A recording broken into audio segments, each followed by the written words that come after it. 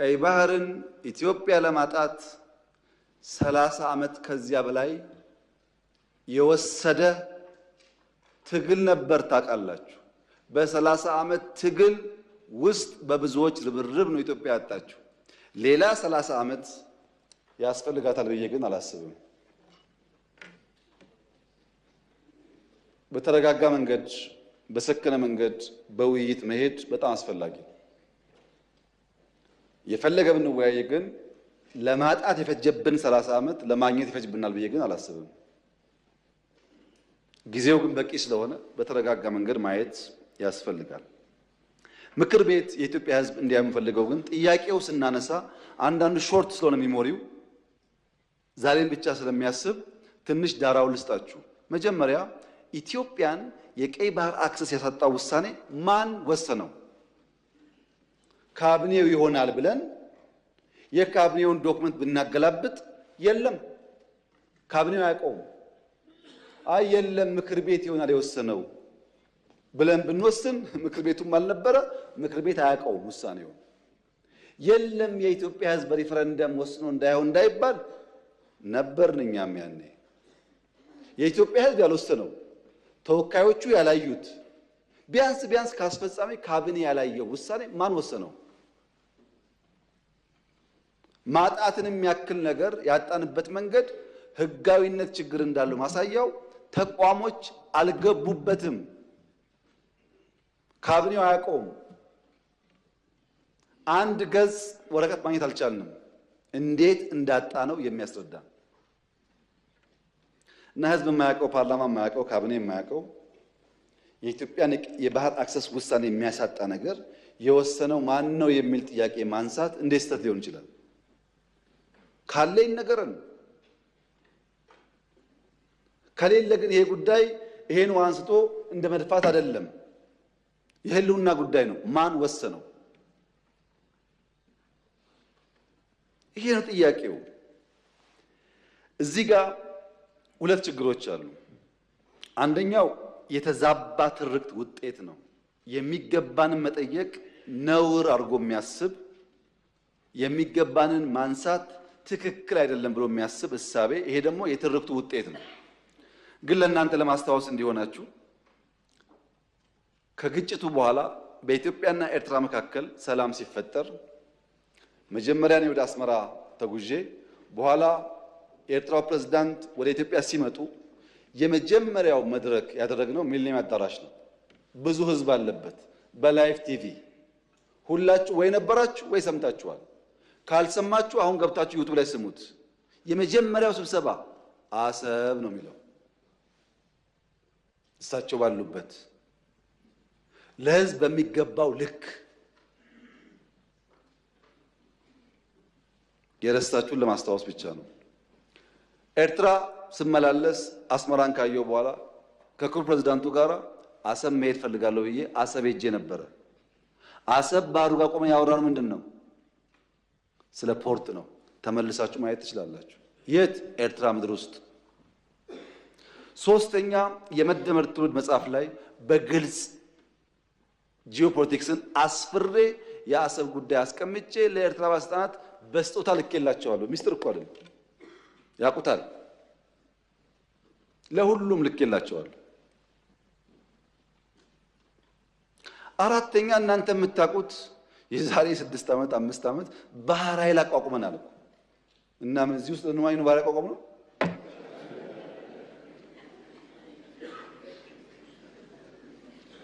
ለምን ሰዎች ይሄን ደምሮ ማየት እንደሚቸገሩ አይገባኝም። ኢትዮጵያ ቀይ ባህር እንደሚያስፈልጋት ከለውጡ በፊትም እናምን ነበር፣ እንናገር ነበር። ያኔ መደመጥ አንችልም። ከጀመርንበት ቀን አንስቶ ግን ንግግሩ አለ። ያ ንግግር ግን ሰላማዊ መሆን አለበት። የተከበሩ እንዳነሱት ከኤርትራ መንግስት ጋር ተስማምተን ከዚህ ወደ አሰብ ሄደው መንገድ ጠግነናል እኮ እኛ እንከፍታለን ነው ጠግነን ነበር። ከጠገን በኋላ ችግር አለብን፣ ፖርቱ ተዳክሟል አሉን። አሁን አንዳንዶች ልክ ጸቡ እንደ ኦቨርናይት የመጣ የሚመስለው ሰው እንደዛ አይደለም። ታሪኩ ስለማንናገረው ነው። መንገድ ጠግነን ከጨረስን በኋላ ፖርቱ ችግር አለበት ሲሉ የጋራ ወዳጅ የሆነ ሀገር ለምነን ጄኔሬተር እና ክሬን በእርዳታ ወደ ኤርትራ እንዲመጣ አድርገን አሰብ ፖርት ሲደርስ የኤርትራ መንግስት አልፈልግም ብሎ መለሰ። ያኔን የገባን ይሄ ነገር ለካ ተስፋ የለውም የሚለው መንገድ ጠገን ለምንም ብናመጣም ፍላጎት አልነበረም። ወደ ኤርትራ ልክ እንደ ሱዳን ልክ እንደ ጅቡቲ በእኛ ውጪ ፓወር ትራንስሚሽን ቀጥለን ፓወር እንስጣችሁ ጄኔሬተር አትጠቀሙ ብለንም ቆይ እናስብበት ነው የተባለው። አሰብ ሲሄድ የአሰብ ከተማ ቅድም ብያችኋለሁ፣ ኢትዮጵያ ውስጥ የቤት ችግር አለ። 1.5 ሚሊዮን ቤት መገንባት አለብን ብያችኋለሁ። አሰብ ሲሄድ ቤት አለ፣ በር አለ፣ ሰው የለም። ይሄ እውነተኛ ታሪክ ነው። ይሄንን ከተማ መልሰን ህይወት እንስጠው፣ ስራ ነው ህይወት የሚያመጣለት የሚል በየጊዜው ተነጋግረናል። ሁሉም ኢንቮይ የሚሄደው ተወያይቶበታል። በኤርትራ በኩል በግልጽ ባላወቅነው መንገድ ለዚያ ጉዳይ ምላሽ ለመስጠት ብዙ ዝግጁ አልነበሩም። እሱ ቀርቶ የከፈትናቸው ወደቦች፣ ድንበሮች በሰሜን የከፈትናቸው ወዲያው ተዘጉ። ታስታውሱ ከሆነ የተዘጉት እኮ አሁን አይደለም። እናንተ ችግር እንዳለ ሳትሰሙ ነው የተዘጉት። እና የኤርትራ ህዝብ አሁንም ወንድም ህዝብ ነው፣ ምስኪን ህዝብ ነው፣ አገሩን ለቆ የተሰደደ ያለ ህዝብ ነው። ከዚህ ህዝብ ጋር በጋራ መስራት መተባበር ፍላጎታችን ነው። በፍጹም የውጊያ መሻት የለንም። በህጋዊና ንግግር ሊፈታ ይችላል ነው። ለብዙ ሀገራት በተናጠል ተናገር ያለው ምክር ቤት መስማት ከፈለገ ግን ለአሜሪካ፣ ለቻይና፣ ለራሻ፣ ለአውሮፓ፣ ለአፍሪካ አሁን በተከበረው ምክር ቤት መግለጽ የምፈልገው ነገር የኢትዮጵያ የቀይ ባህር አክሰስ ጉዳይ አይቀሬ ስለሆነ ቅድሚያ የሚሰጠው ሰላምና ንግግር ስለሆነ እባካችሁን ሸምግሉንና መፍትሄ አምጡልን። ይሄው ጥያቄያችን እኛ አሁን ሸመግልላችኋለን ሰላም ያስፈልጋል እያሉ ማዘናጋት ከሆነ ግን ብዙ መሄድ አይመስለኝም፣ ጉዳዩ አይመስለኝም። ይሄ እኔ ስለፈለጋችሁ አይደለም፣ ናቹራሊ አይሆንም ነገርየው። በአንድ ቀንም አንመልሰውም፣ በአንድ ቀንም አላጣነውም። ናቹራል ሂደቱን ተከትሎ ይሄዳል። እዛው ላይ ጥያቄው የተነሳው የውስጥ አጀንዳን ዳይቨርት ለማድረግ ነው ያሉት የተከበሩት። በእርግጥ ይሄን ነገር ከኤርትራውያን ሰምተናል፣ ብዙ ጊዜ ነግረውናል። ለምን ምክር ቤት እንደመጣ አላወቅኩም እንጂ ኤርትራውያን ይሄ ጉዳይ የሚነሳ ያለው የውስጥ ጉዳያቸውን ዳይቨርት ለማድረግ ነው ብለውናል። እንዴት ነው ዞሮ እዚህ እንደመጡ ባይገባኝም ማለት ነው።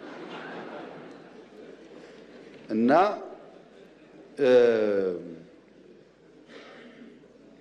በፍጹም አይደለም። ኢትዮጵያ ውስጥ ዳይቨርት የሚደረግ ነገር የለም። ልማት ነው ያለው። ኢትዮጵያ ውስጥ አቃፊ መንግስት ነው ያለው። ምንም ዳይቨርት የሚደረግ አጀንዳ የለም። የህዝብ መንግስት ነው ያለው። ለህዝብ የሚሰራ መንግስት ነው ያለው። ውጤት እያመጣ ያለ መንግስት ነው ያለው። በብዙ አፍሪካ ወንድሞቻችን የሚቀናበት መንግስት ነው ያለው። ዳይቨርት ማድረግ ሳይሆን ህጋዊ ባልሆነ መንገድ ያጣነውን ጉዳይ ማን ወሰነው ብሎ መጠየቅ ግን ከማንም ህሊና ካለው ሰው የሚጠበቅ ይመስለኛል። እና በዳይቨርሽን ታይቶ ትርክቱ እንዳይበላሽ የእናንተም ታሪክ እንዳይበላሽ ብታስቡበት። እኔ የምሰጋው ነገርየው ሲሳካ ደግሞ ያኔም ብለን ነበር እንዳትሉ ነው። እና ሚሊዮን ፐርሰንት እርግጠኛ ነኝ ኢትዮጵያ ተዘግታ አትኖርም። ማንም ፈለገም አልፈለገም አትኖርም። እና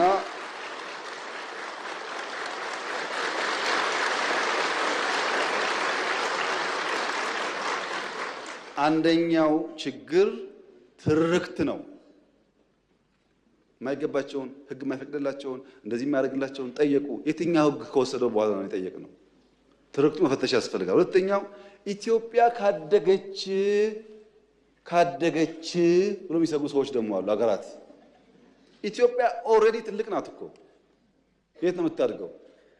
በአፍሪካ ሁለተኛው ትልቁ ፖፑሌሽን እኮ ናት። በዓለም እኮ 10ኛዋ ናት። ትልቅ ናት። በነገራችን ላይ በየአመቱ ኢትዮጵያ 3 ሚሊዮን ሰው ገደማ ትጨምራለች። በየአመቱ አንዳንድ ኤርትራ ትጨምራለች። በየአመቱ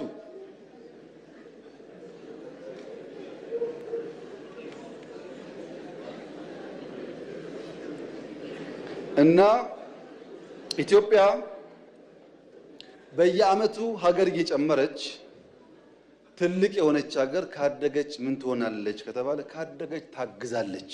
ሌላ የምታደርገው ነገር የለም። ካደገች ትረዳለች። አሁን እኮ እያደረገች ነው። ስንትና ስንት ስደተኛ ተሸክመን የለም እንደዚህ ዛሬ ሳናድግ። ይሄ ስጋት ችግር አለበት እና የኛ ጎረቤቶች በሰላም መኖር እንደምንፈልግ ማወቅ አለባቸው። ታዲያ ለምንድን ነው ከኤርትራ ጋር የተጀመረው ጉዳይ ፈርለቆ የወጣው ያላችሁ እንደሆነ ፕሪቶሪያ ነው። በወደቡም ስለምን ነበር፣ በልማቱም ስለምን ነበር፣ ስንለማመጥ ነበር፣ በጣም ስንለምን ነበር። ከዛ ነገ ይሆናል ብለን ግን ፕሪቶሪያ ስንፈራረም ትክክል አይደለም፣ ለምን ይቆማል? ቲፒኤልኤፍም ትግራይም ተጠቅልለው ካልጠፉ ቀጠናው ሰላም አያገኝም። እኛ እኮ ህዝባችን ናቸው ልብ ከገዙ እንዲጠፉ አንፈልግም አልና አቆምን። በዚህ በኩል ማስቀጠል ሲያቅታቸው በዚያ በኩል ጀመሩ። አሁን ዋና ጉዳይ ጭቅጭቅ ውስጥ ግቡ ነው፣ ሳትዋጉ አትቀመጡ ነው። የኛ መልእክት ለኤርትራ መንግስት፣ ኤርትራውያን ወንድሞቻችን ናቸው፣ ከነሱ ጋር ውጊያ አንፈልግም። ለኤርትራ መንግስት ያለ መልእክት አንደኛ ጥይት አስተላላፊ አትሆኑ፣ ሀገር ሁኑ። ወደ ጎረቤት ሀገር ጥይት ማስተላለፍ ጥሩ አይደለም።